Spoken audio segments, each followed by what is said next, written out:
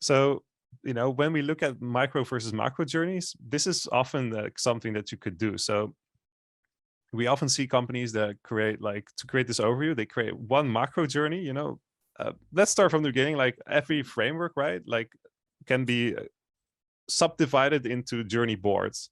So if you have a framework that goes from, I become a customer to, so if you go to the framework, so here we have a test framework with like I orient, I close, I onboard, oh wait, this is not the right one. If I go to the demo environment, there we go.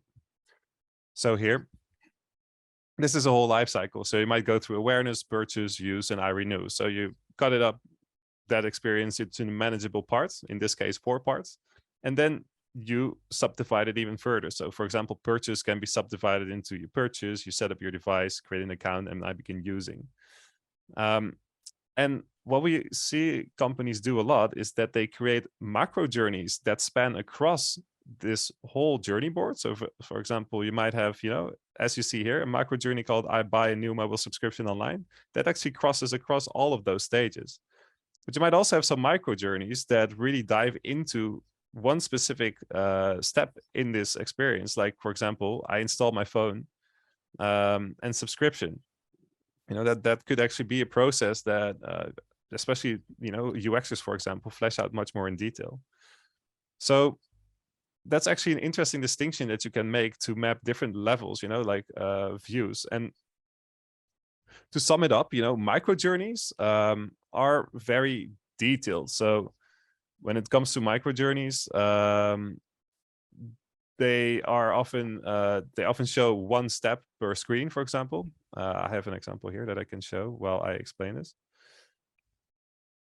So in this case, this is a supermarket experience, so really, like, you enter the store, you sanitize your hands, you get a shopping trolley, this is all very detailed stuff.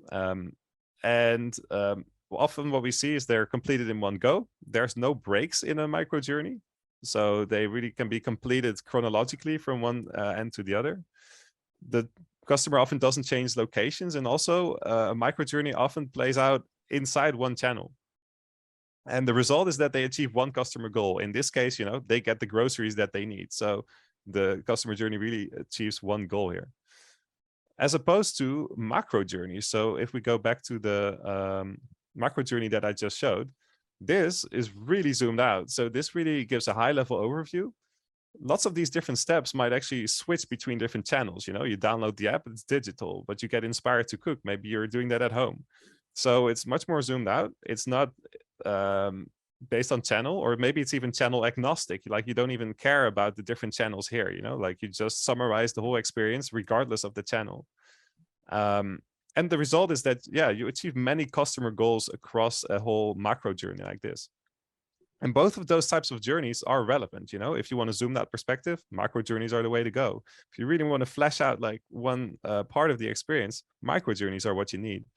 So the framework of TheyDo actually allows you to map all those things and create overview of that.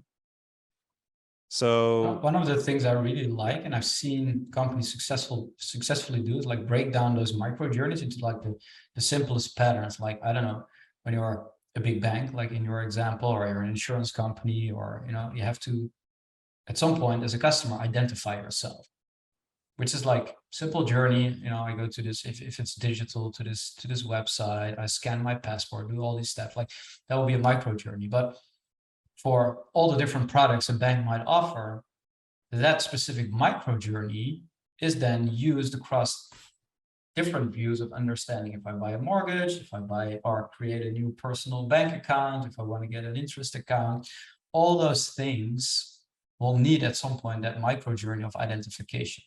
So it can really help teams innovate around that journey that people do in one go, and then see how it's stacked up to the bigger picture in different places of the customer experience.